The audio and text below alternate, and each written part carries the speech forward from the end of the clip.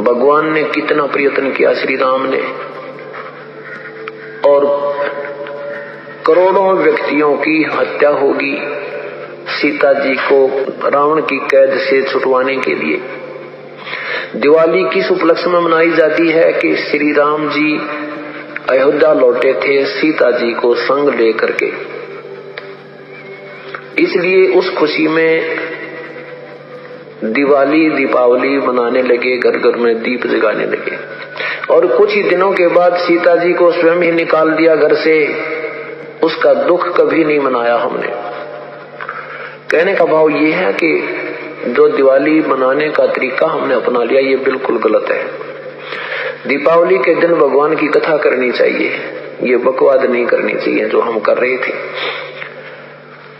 और सीता जी के वियोग का हमें दुख होना चाहिए। सारा जीवन बेचारी ने कहा ऋषियों के आश्रमों में भूखे प्यासे बिताया, पति कहाँ, पत्नी कहाँ, बच्चे कहाँ, तो ये कोई मर्यादा भी हम नहीं मानते और इन भगवानों के हम आचरण भी नहीं कर सकते, इनकी लीलाओं के भी आचरण हम नहीं कर सकते। कहने का भाव ये है कि ये जो परमात्मा था उसकी तो हमें जानकारी हुई नहीं, और जो भगवान नहीं थे उनको हमने प्रभु मान लिया। हम रोज दिवाली मनाते हैं, भगवान के गुण गावा, उनकी चर्चा करें, उनको याद करें, और रोज दिवाली मनावा, सुबह शाम याद करें भगवानों को। हम 364 दिन बाट ना देखा दिवाली मनाने की, इसकी खुशी मनावें, सीता जी के आने की खुशी और विछुड़न का गुम कति नहीं, ये कैसे हो सकता है? तो यहाँ तो एक थोड़े से दिन तो खुशी तरह ही, वह 10 महीने, 2 महीने, 6 महीने, 1 वर्ष, और दुख रहा वो सारी उम्र बेचारी को। पुण्यात्मा, एक परमात्मा को छोड़कर, पूर्ण ब्रह्म को छोड़कर अन्य किसी भी देवी देवता की या किसी हम प्रभु की, ब्रह्म की साधना करते हैं, वो मोक्षदायक नहीं है, वो आपको जन्म मृत्यु के इस दीर्घ रोग से नहीं छुड़वा सकती। और जो हमारे प्रारब्ध के जो पाप कर्म हैं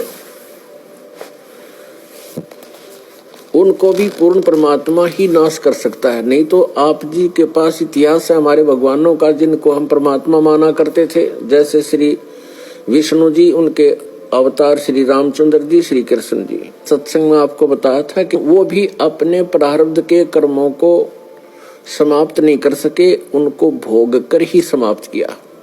भगवान श्री रामचंद्र जी पे जाता था कि ये सर्वेश्वर हैं, महेश्वर हैं, सर्वशक्तिमान हैं, सब दुखों का निवारण कर देते हैं।